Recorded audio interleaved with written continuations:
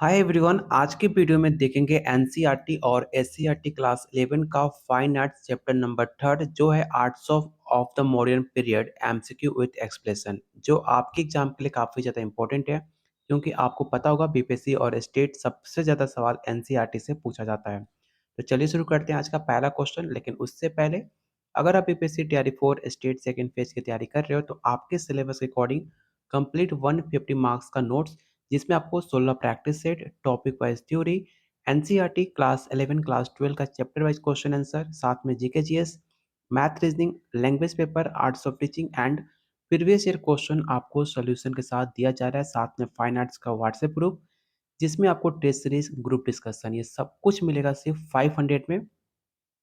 जो डेली बहुत सारे बच्चे ज्वाइन कर रहे हैं, आप भी ज्वाइन कर सकते हो सिर्फ 500 में। लेने के लिए सिर्फ आपको इस नंबर पे व्हाट्सएप और कॉल करना और आप इस कंप्लीट नोट्स को ले सकते हो और टेस्ट सीरीज में पार्टिसिपेट कर सकते हो। तो चलिए शुरू करते हैं आज का पहला क्वेश्चन। और प्लीज़ वीडियो को लाइक एंड शेयर आप लोग कर दिया करो, क्योंकि आपका एक लाइक हमें काफ़ी मोटिवेट करेगा आप लोग के लिए डेली और बेहतरीन से बेहतरीन कंटेंट लाने का। तो आज का पहला क्वेश्चन है, मौर्य काल के मुख्य संरक्षक कौन थे? पहला ऑप्शन है अशोक, बिंदुसार, चंद्रगुप्त मौर्य, कौटिल्य या इनमें से कोई नहीं।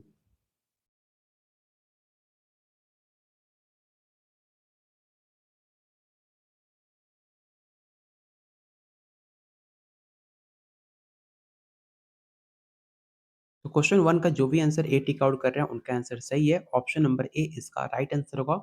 अशोक मौर्य काल के कला के मुख्य संरक्षक माने जाते हैं। उन्होंने बौद्ध धर्म के धम्म संदेश को फैलाने के लिए स्तूप, स्तंभ और शिलालेखों का निर्माण करवाया था, जो कि अशोक के स्तंभ विशेष रूप से सिंह शीर्ष वाले इस कला के उत्कृष्ट उदाहरण माना जाता है। इस सारे पॉइंट को याद रखना जो भी मैंने अंडरलाइन किया हुआ है, क्योंकि सारे पॉइंट काफी इंपॉर्टेंट है। क्वेश्चन नंबर सेकंड है, निम्नलिखित में मौर्य काल का सबसे प्रसिद्ध स्तंभ कौन सा है?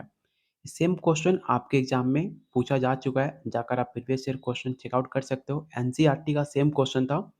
इन ऑप्शन को ध्यान से पढ़िए और बताइए क्वेश्चन सेकंड का राइट आंसर क्या होगा।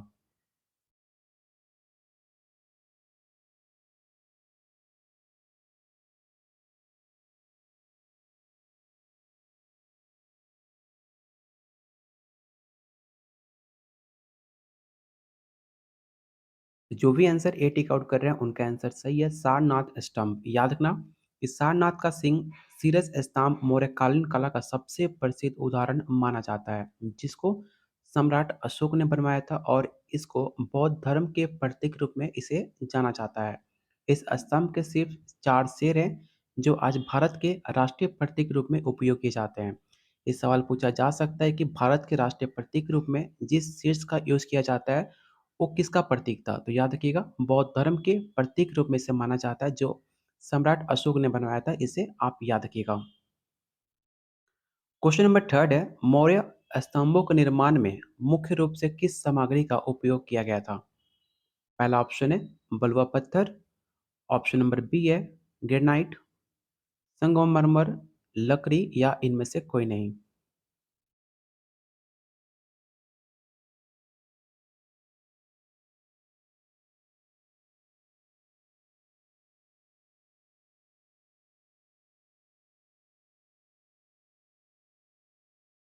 तो क्वेश्चन थर्ड का जो राइट आंसर होगा ऑप्शन नंबर ए होगा सैंड स्टोन, जो कि एक मौर्यकालीन स्तंभ के निर्माण में मुख्य रूप से चूना पत्थर और बलुआ पत्थर का उपयोग किया गया था। इस स्तंभ की सतह को बहुत चिकनी होती है, जो अत्याधुनिक पॉलिश तकनीक को दर्शाती है। क्वेश्चन नंबर फोर आपको बताना है कि सांची के महान स्तूप का निर्माण किस मौर्य शासक ने करवाया था? पहला ऑप्शन है बिंदुसार, अशोक, चंद्रगुप्त मौर्य, दशरथ या इनमें से कोई नहीं।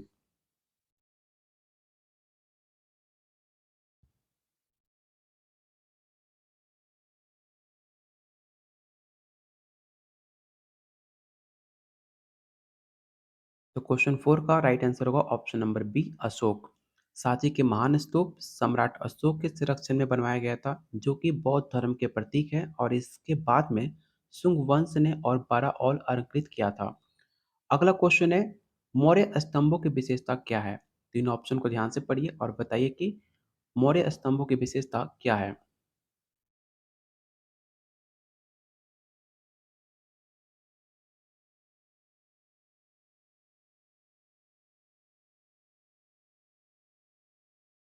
तो जो भी A, B, C answer tick out कर रहे हैं, सबका आंसर गलत है। क्वेश्चन 5 का जो राइट आंसर होगा ऑप्शन नंबर ई होगा। उपरोक्त में से अधिक क्योंकि मौर्य स्तंभों की मुख्य विशेषताएं उनकी एकाश्म संरचना, उनके एनिमल कैपिटल्स और हाईली पॉलिश सर्विस माने जाते हैं, जो कि सारनाथ के सिंह शीर्ष स्तंभ इन विशेषताओं का सर्वोत्तम उदाहरण माना जाता है। क्वेश्चन नंबर 6 है, किस मौर्यकालीन स्मारक को यूनेस्को विश्व धरोहर स्थल घोषित किया गया है?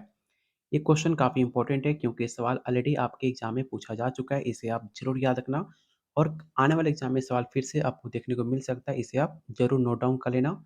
अगर आपने पेड नोट्स लिया है तो आपको कुछ भी एक्स्ट्रा नोट डाउन करने की ज़रूरत नहीं है, क्योंकि नोट्स आपको फाइन आर्ट्स के ग्रुप में शेयर कर दिया जाएगा, जहाँ पे आप डाउनलोड करके आप इजीली प्रैक्टिस कर पाओगे।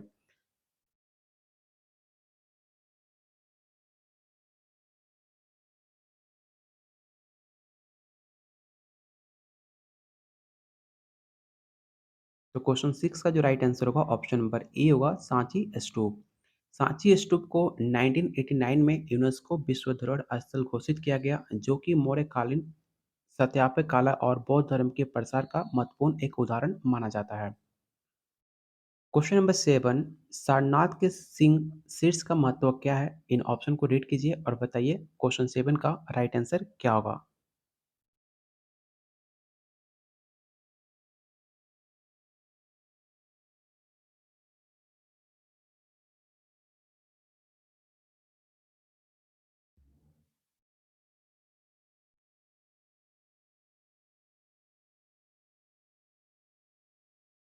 तो क्वेश्चन 7 में जो भी आंसर कर रहे हैं एबीसी, सबका आंसर गलत है। इसका जो राइट आंसर होगा ऑप्शन नंबर ई होगा, उपरोक्त में से अधिक क्योंकि सारनाथ का सिंह शीर्ष मौर्य शिल्प कौशल, अशोक के धर्म का प्रचार और राष्ट्रीय प्रतीक का प्रतीक माना जाता है, जो कि भारतीय कला और सांस्कृतिक धरोहर का प्रतीकात्मक उदाहरण है। इसे आप याद रखिएगा।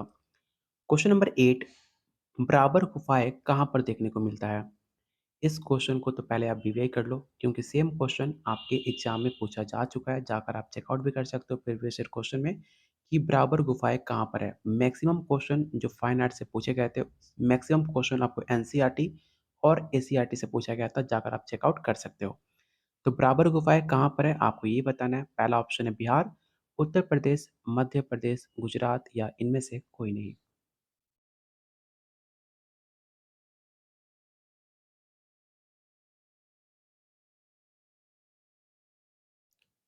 तो इसका राइट आंसर होगा ऑप्शन नंबर ए, बिहार। इस क्वेश्चन को रट्टा मार लेना, मैं फिर से कह दे रहा हूँ, ये क्वेश्चन काफ़ी इंपॉर्टेंट है, कई बार एग्जाम में पूछे जा चुके हैं, इसे आपको याद होना चाहिए कि बराबर गुफाएं बिहार में बना था, किसके द्वारा बनाया गया था, ये भी याद रख लो, लिख लो पहले, क्योंकि क्वेश्चन आपके एग्जाम में फिर से पूछा जा सकता है कि किसके द्वारा बनाया गया था बराबर गुफाएं। तो याद रखना, दशरथ के द्वारा इसे बनाया गया था, ठीक है। तो ऑप्शन नंबर ए इसका राइट आंसर होगा। क्वेश्चन नंबर 9, बराबर गुफाओं का निर्माण किसने करवाया? मैंने जस्ट कहा था किसके द्वारा बनाया गया था, ये सवाल पूछा जा सकता है और आप ये क्वेश्चन देख भी सकते हो। बराबर गुफाओं का निर्माण किसने करवाया आपको ये बताना है। पहला ऑप्शन है अशोक, बिंदुसार, चंद्रगुप्त मौर्य, दशरथ या इनमें से कोई नहीं। तो मैंने आपको जस्ट बताया था दशरथ। तो ऑप्शन नंबर डी इसका राइट आंसर होगा। बराबर गुफाओं का निर्माण अशोक के पुत्र दशरथ ने करवाया था। ये गुफाएं आजीविका संप्रदाय के लिए समर्पित थी, जिसमें मौर्यकालीन शिल्प कौशल को उत्कृष्ट उदाहरण मिलता है। तो आप इस सारे पॉइंट को याद रखिएगा, काफी इंपॉर्टेंट है। क्वेश्चन नंबर 10, लोमस ऋषि गुफा की वास्तुकला शैली क्या है? पहला ऑप्शन सेलकट, लकड़ी की नकल, बौद्ध चैत्य, स्तूप जैसा डिजाइन या एक से अधिक।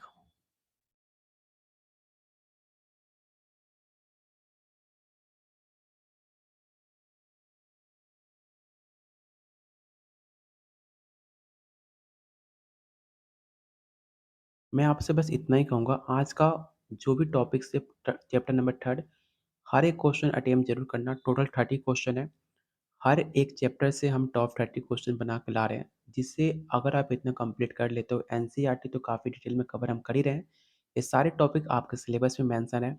इतना कंप्लीट कर लेते हो, आपका एनसीईआरटी क्लास 11 क्लास 12 50% सिलेबस आपका कवर हो जाएगा। और मैक्सिमम क्वेश्चन आपको इसी से 20 से 25 क्वेश्चन सिर्फ एनसीईआरटी से पूछे जाते हैं। इसलिए आप सारे क्वेश्चन अटेम्प्ट जरूर करना और ट्राई करना। अगर आपने नोट्स नहीं लिया है वीडियो को कम से कम 2 बार ज़रूर देखना और कोशिश करना सारे क्वेश्चन आंसर बताने का। तो क्वेश्चन 10 का आंसर जो भी बी, सी कर रहे हैं सबका आंसर गलत है। इसका जो राइट आंसर होगा ऑप्शन नंबर ई होगा, उपरोक्त में से अधिक। और इस क्वेश्चन को याद रखना काफ़ी इंपॉर्टेंट है। लोमस ऋषि गुफा की वास्तुकला शैली सेल कट जिसे आप रॉक कट कहते हो, उसकी लकड़ी की संरचनाओं को नकल करती है और इससे प्रवेश द्वार औचित्य से प्रेरित है, जो कि स्तूप जैसी संरचना की झलक देती है।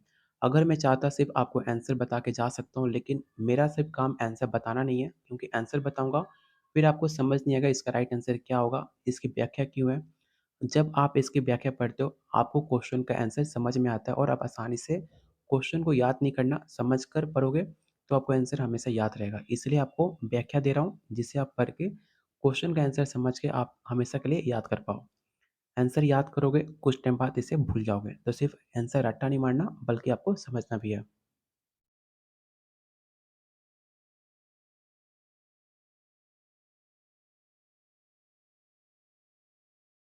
अगला क्वेश्चन है, कौन सी मौर्य काल अपनी पॉलिश और चिकनी सतह के लिए जानी जाती है?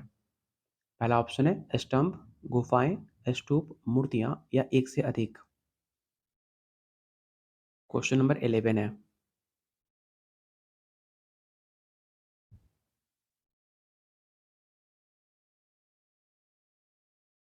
तो क्वेश्चन 11 का राइट आंसर होगा ऑप्शन नंबर ए, पिलर। मौर्यकालीन स्तंभों की सतह उच्च गुणवत्ता की पॉलिश के लिए प्रसिद्ध है, जो कि मौर्य पॉलिश के नाम से जाना जाता है। इस पॉइंट को याद रखना। यह सतह इतनी चिकनी होती है कि इससे प्रतिबिंब भी दिख सकता है, मतलब आपका चेहरा भी दिख सकता है, इतनी चिकनी होती है। मौर्य कला में मुख्य रूप से किस विषय को चित्रित किया गया है? पहला ऑप्शन है धार्मिक, शाही, प्रकृति और पशु, बुद्ध का जीवन या एक से अधिक।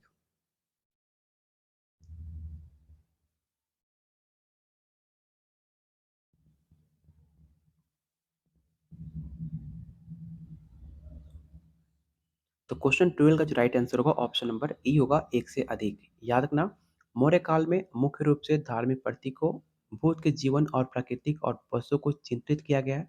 ये कला धर्म और जीवन के नैतिक मूल्य को व्यक्त करती है। क्वेश्चन नंबर 13 है, आपको बताना है कि अशोक स्तंभों में प्रमुख रूप से किस पशु आकृति का उपयोग किया गया है? पहला ऑप्शन है हाथी, बैल, सिंह, घोड़ा या एक से अधिक।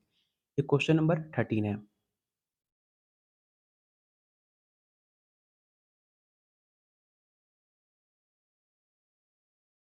ये सारे क्वेश्चन मोस्ट इंपॉर्टेंट है आपके बीपीएससी पैटर्न पे, जिसे आप बेटर तैयारी कर सकते हो एग्जाम के लिए। तो क्वेश्चन नंबर 13 का राइट आंसर होगा ऑप्शन नंबर ई। ठीक है, उपरोक्त में से अधिक, क्योंकि अशोक स्तंभों में प्रमुख पशु आकृतियां जैसे कि सिंह, हाथी, बैल ये प्रतीक शक्ति, धर्म और बुद्धि के प्रतिनिधित्व करते हैं। इसे आप याद रखिएगा। क्वेश्चन नंबर 14 है, किस मौर्य स्थल में आजीविक संप्रदाय के साधुओं द्वारा उपयोग की जाने वाली सेल कट गुफाएं हैं? पहला ऑप्शन है सांची, बराबर, नालंदा, बोध गया या इनमें से कोई नहीं।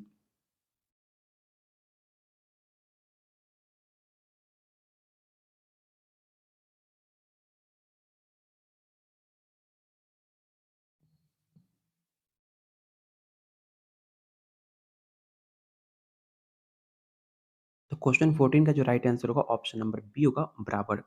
याद रखना कि बराबर गुफाएं मौर्यकालीन सेलकट वास्तुकला का उत्कृष्ट उदाहरण मानी जाती है, जो कि गुफाओं का उपयोग आजीविक सांप्रदायिक साधु ध्यान और निवास के लिए करते थे। अगर आपने टेलीग्राम ग्रुप को ज्वाइन नहीं किया तो इस ग्रुप को जरूर ज्वाइन करना। यहाँ पे आपको बीपीएससी तैयारी 4 हो, चाहे आपका स्टेट सेकंड फेज या फाइन आर्ट्स का कोई भी नोटिफिकेशन किसी भी स्टेट में वैकेंसी आती है, सारे अपडेट आपको इस ग्रुप में मिल जाएंगे। साथ में कल आपका एनसीईआरटी का क्लास 11 का चैप्टर 2 का टेस्ट सीरीज होने जा रहा है, जो आपको सिर्फ फाइन आर्ट के ग्रुप में शेयर किया जाएगा और टेलीग्राम ग्रुप में शेयर किया जाएगा। लेकिन याद रखना, अगर आपने पेड नोट्स लिया होगा तो ही आपका रिजल्ट पब्लिश किया जाएगा। अगर आपने पेड नोट्स नहीं लिया है तो सिर्फ रिजल्ट आपको फाइन आर्ट्स ग्रुप को ही शेयर किया जाएगा। लेकिन आप फ्री ऑफ कॉस्ट आप टेस्ट सीरीज को अटेम्प्ट कर पाओगे, लेकिन आप रिजल्ट नहीं देख पाओगे। रिजल्ट देखने के लिए आपको पेड ग्रुप ज्वाइन करना पड़ेगा, जो सिर्फ 500 है, कंप्लीट नोट्स के साथ 150 मार्क्स के साथ। ठीक है, तो चलते हैं अगले क्वेश्चन नंबर 15 पे। क्वेश्चन नंबर 15 है, निम्नलिखित में कौन सा मौर्य काल की गैर धार्मिक कला का उदाहरण है? पहला ऑप्शन है स्तंभ, यक्ष यक्षिणी मूर्तियां, स्तूप, गुफाएं या इनमें से कोई नहीं।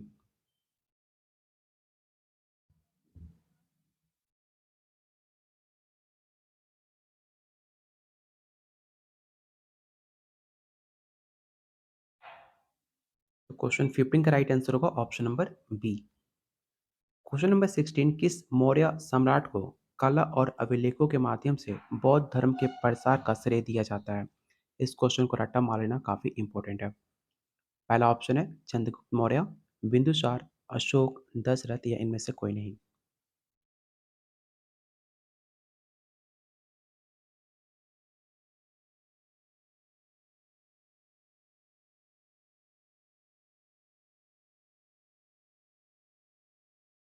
तो क्वेश्चन 16 का जो राइट आंसर होगा ऑप्शन नंबर सी होगा अशोक। सम्राट अशोक ने अपने शिलालेखों और कला के माध्यम से बौद्ध धर्म का प्रचार और प्रसार में काफी महत्वपूर्ण भूमिका निभाई थी। उनके अभिलेख बौद्ध धर्म की नैतिक शिक्षा और धर्म के संदेश को दर्शाते हैं। क्वेश्चन नंबर 17 है, अशोक के अभिलेखों का उद्देश्य क्या था? पहला ऑप्शन है प्रशासनिक आदेश, ऑप्शन नंबर बी है धर्म का प्रचार, विजय अभियानों की जानकारी, धार्मिक प्रचार या उपरोक्त में से सभी।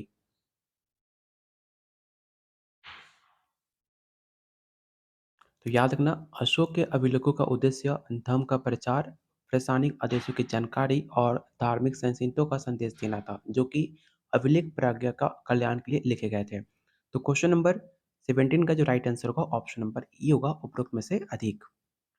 क्वेश्चन नंबर 18, कौन सी मौर्य संरचना पॉलिश किए गए बलुआ पत्थर के उपयोग को दर्शाती है?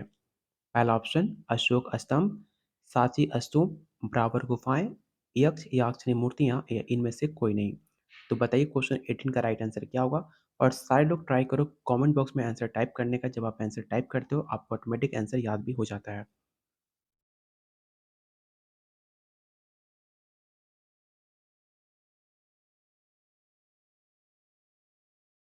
तो क्वेश्चन 18 का जो राइट आंसर होगा ऑप्शन नंबर ई होगा अशोक स्तंभ। क्वेश्चन नंबर 19, पहले क्वेश्चन रीड कर लो। कौन से मौर्य राजा का संबंध आजीविक सांप्रदायिक प्रचार और प्रसार से है? तो पहला ऑप्शन है चंद्रगुप्त मौर्य, अशोक, बिंदुसार, दशरथ या इनमें से कोई नहीं। और आप लोगों से रिक्वेस्ट है कि प्लीज़ वीडियो को लाइक एंड शेयर भी किया करो, क्योंकि वीडियो को आप लाइक करोगे तभी आपके लिए और बेहतरीन कंटेंट हम लेकर आएंगे शाम 8 बजे डेली। और हमारा कोशिश है पहले एनसीईआरटी पूरा डिटेल में कवर करने का, फिर आपके सिलेबस में जितने भी टॉपिक्स हैं वो सारे टॉपिक्स हम डिटेल में कवर करेंगे। अगर आप सच में चाहते हो हमारे साथ कंप्लीट करना, तो प्लीज़ सारे लोग वीडियो को लाइक एंड शेयर करो, क्योंकि आप लाइक करोगे तभी हमें पता चलेगा वीडियो आपको पसंद आ रही है। तो प्लीज़ सारे लोग वीडियो को लाइक एंड शेयर आप लोग जरूर करना। जो भी आंसर बी टिक आउट कर रहे हैं सबका आंसर गलत है। इसका जो राइट आंसर होगा ऑप्शन नंबर सी होगा बिंदुसार, क्योंकि बिंदुसार का संबंध आजीविक संप्रदाय से था। उनके शासनकाल में इस संप्रदाय को काफी ज्यादा संरक्षण प्राप्त था। क्वेश्चन नंबर 20 है, सिंह शीर्ष के आधार पर किस पशु की आकृति पाई जाती है? इस क्वेश्चन को याद रखना काफी इंपॉर्टेंट है। पहला ऑप्शन है बैल, हाथी, घोड़ा, उपरोक्त में से सभी या इनमें से कोई नहीं।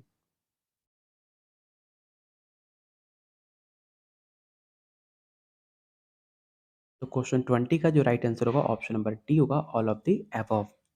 अगला क्वेश्चन, अशोक स्तंभ का मुख्य उद्देश्य क्या था? एक और बेहतरीन क्वेश्चन है कि अशोक स्तंभ का मुख्य उद्देश्य क्या था? पहला ऑप्शन है वास्तुकला सहारा, ऑप्शन बी है धार्मिक स्थलों को चिन्हित करना, ऑप्शन नंबर सी है अभिलेखों का प्रदर्शन या ऑप्शन नंबर डी राजा की शक्ति दिखाना या एक से अधिक। तो क्वेश्चन नंबर 21 का जो राइट आंसर होगा ऑप्शन नंबर ई होगा उपरोक्त में से अधिक, क्योंकि अशोक स्तंभ का मुख्य उद्देश्य अभिलेखों का प्रदर्शन, धर्म स्थलों का चिन्हित करना और धर्म के संदेश का प्रचार करना मुख्य उद्देश्य था। क्वेश्चन नंबर 22 है, साक्षी के महान स्तूप का निर्माण किस मौर्य सम्राट से जुड़ा है? पहला ऑप्शन चंद्रगुप्त मौर्य, बिंदुसार, अशोक, दशरथ या इनमें से कोई नहीं।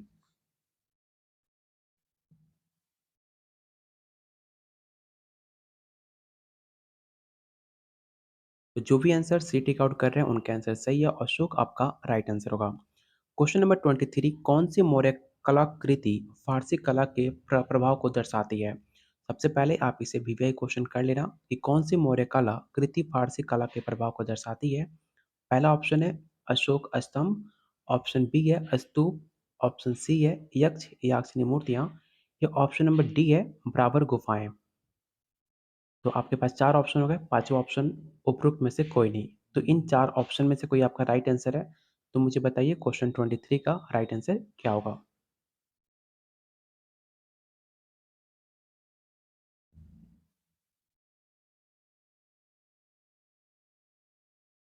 तो क्वेश्चन 23 का राइट आंसर होगा option number A. Question number 24 किस मौर्य राजा को देव नाम प्रिय प्रियदर्शी कहा जाता था?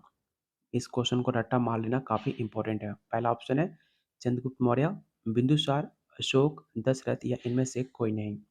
किसको देव नामप्रिय प्रियदर्शी के नाम से जाना जाता था, किस मौर्य राजा को, आपको ये बताना है। और इस क्वेश्चन को आपको याद भी रखना है, सिर्फ आंसर नहीं बताना है, याद भी रखना है। तो वो नाम था अशोक का, ठीक है। अशोक को देव नामप्रिय प्रियदर्शी के नाम से भी जाने जाते थे, इसे आप याद रखिएगा। क्वेश्चन नंबर 25 है मौर्यकालीन मिट्टी के बर्तनों की विशेषता क्या है? पहला ऑप्शन है लाल पॉलिश बर्तन, उत्तरी काले पॉलिश वाले बर्तन, चित्रित भूरे बर्तन, मृण मूर्तियाँ, या इनमें से कोई नहीं। ये भी क्वेश्चन काफ़ी इंपॉर्टेंट है। हर एक क्वेश्चन को मैं वीवीआई नहीं कर सकता क्योंकि सारे क्वेश्चन मेरे अकॉर्डिंग काफ़ी इंपॉर्टेंट है और इसमें से 3 क्वेश्चन डायरेक्ट आपके पेपर में पूछे भी गए थे। इसलिए आप हर एक क्वेश्चन को वीवीआई तौर पे लेना और ट्राई करना बार-बार क्वेश्चन को प्रैक्टिस करने का। अगर आपके पास नोट्स नहीं है तो नोट्स है, तो मैं आपको खुद ये पीडीएफ शेयर कर दूँगा ग्रुप्स में जिससे आप बेटर तैयारी कर पाइएगा। तो क्वेश्चन नंबर 25 का जो राइट आंसर होगा ऑप्शन नंबर बी होगा। क्वेश्चन नंबर 26 मौर्यकालीन कला के बराबर गुफाओं का महत्व क्या है? इन ऑप्शन को ध्यान से पढ़िए और बताइए क्वेश्चन 26 का राइट आंसर क्या होगा?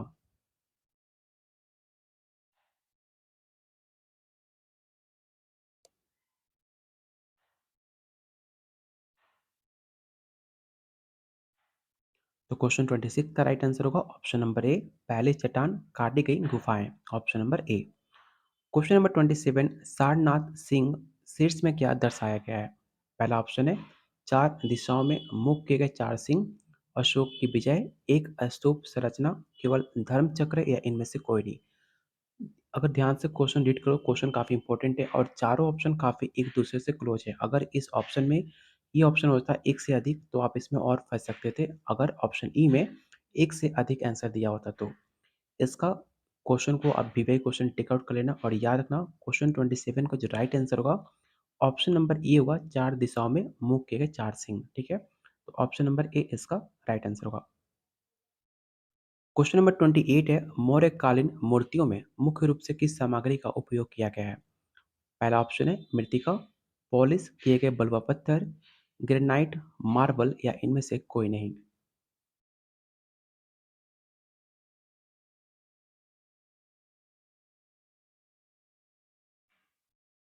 तो क्वेश्चन 28 का राइट आंसर होगा option number B. Question number 29 कौन सी मौर्य कलाकृति कमल के प्रतीक को दर्शाती है? इसे भी आप रट्टा मार लेना, काफी इंपॉर्टेंट है। पहला ऑप्शन है अशोक स्तंभ, बराबर गुफाएं, सांची स्तूप, सिंह सीट्स, या इनमें से कोई नहीं।